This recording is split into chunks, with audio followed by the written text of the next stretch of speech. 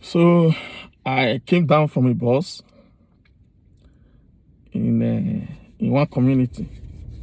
So what happened is that about 10 young men, I would say maybe between the age of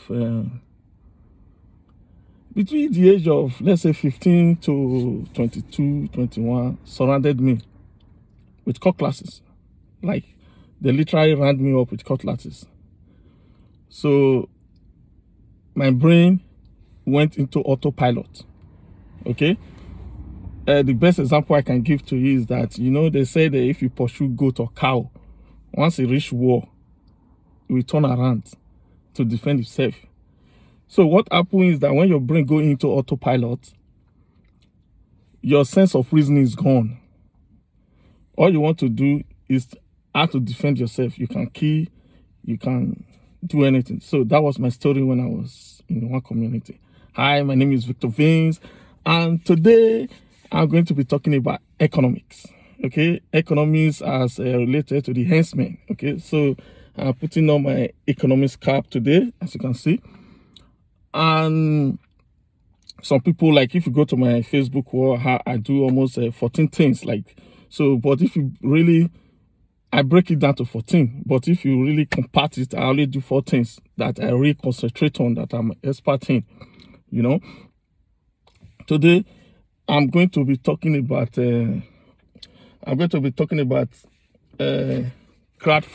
Crowdfunding is just about 2 or 3 years old, but many people don't understand what it means. Like, you understand? It's like a group of people coming together to donate money together to set up a business or a company and to invest in business. The best example I can give is maybe, for example, John Osagie. When John Osagie was a big guy in his charity game, I think he had about 5,000 people in his group. So he was asking them to pay 50 euro, to help or to do something. So that's what crowdfunding is. But this is kind of different. Okay, this crowdfunding, we are going to have what they call a registered company. Okay, when you register a company, it becomes an entity. Okay, some people will be asked, what do you know about a company? Well, as an accountant, when I was in college, we were meant to study business law and company law. So it's part of my practice, so I understand it. So a company is an entity. So the difference between a company and what John Osagie was doing is that John Osagie was a charity. So maybe if you give John Osagie like 500 euro as a donation, that money is gone. You won't get it back. But when it's a company, that money, you will get it back. Maybe after 6 months, you say, okay, I don't want to be part of this company again. You can take your stock certificate that you used to buy shares or something like that, take it to the bank, you get your money back.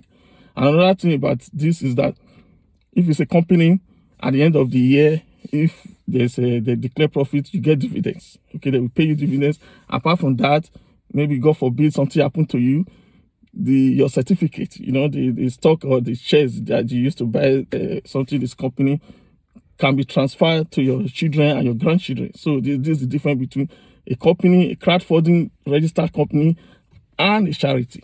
Okay, I was watching a video the other day about our brother Osano, and they were saying that the Sienna that they donate in the Diaspora Connect, that you take it personal. You can't do anything to him because there was no agreement.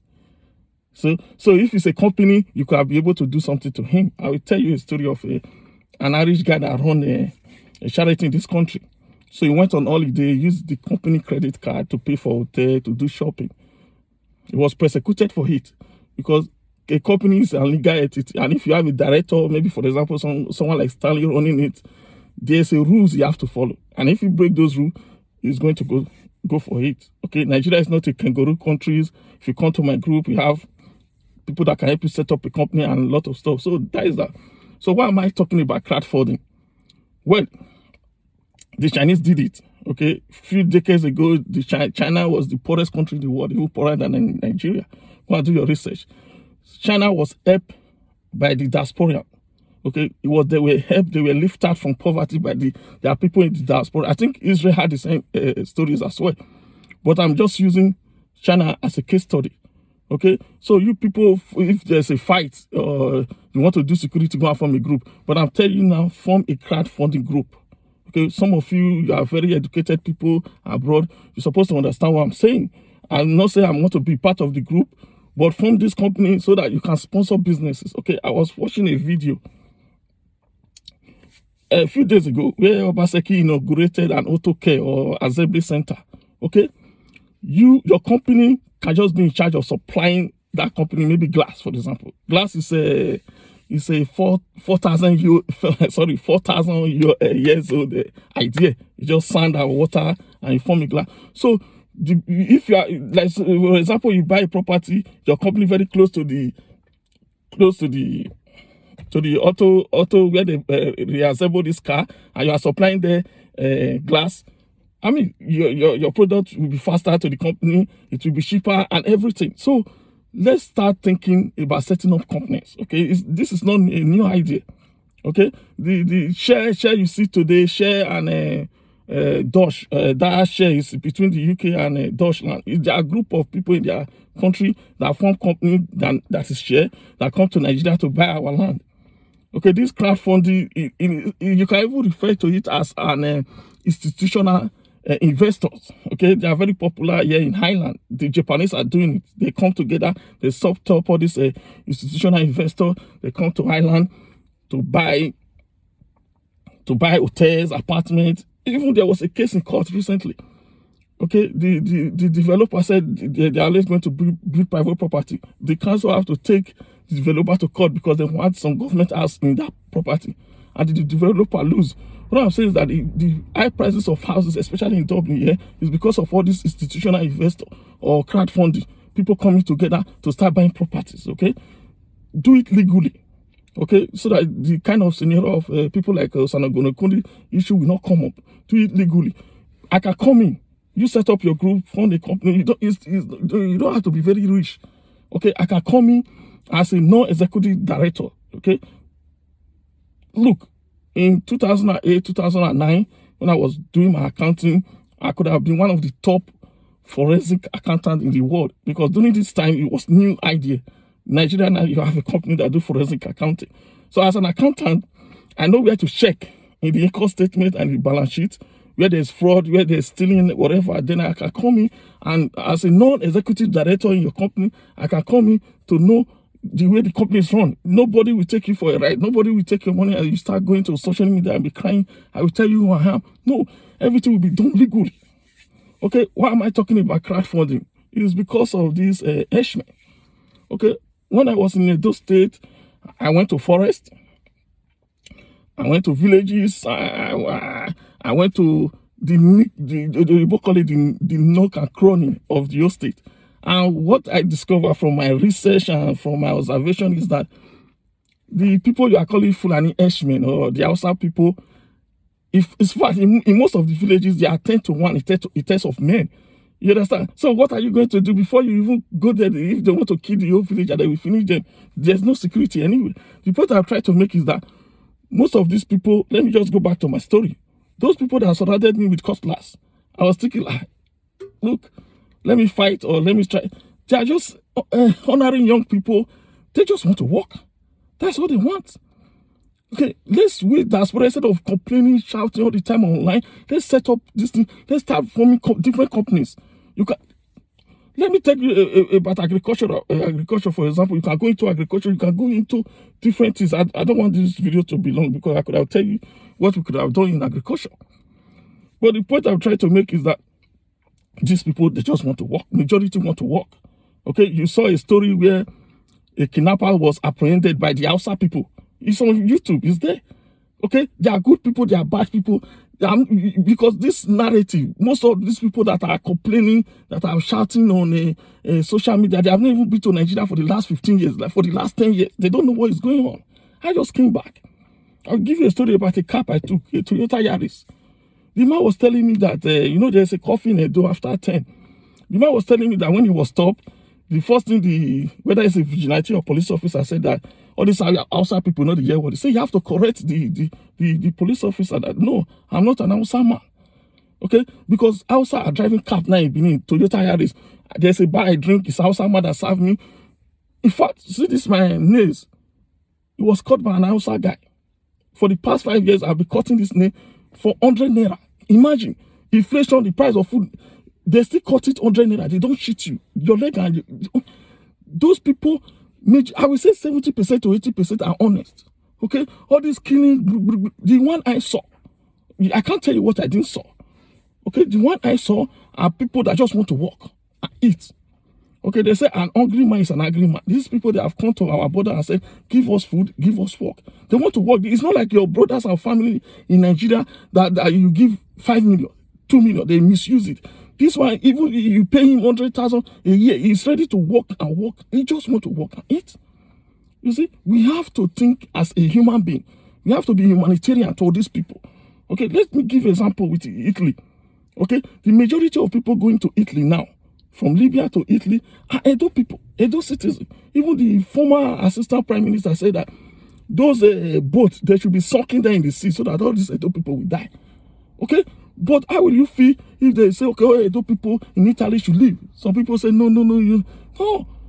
We are human beings. Let's try to accompany these people. By accompanying these people is by creating opportunity for them to work. Okay?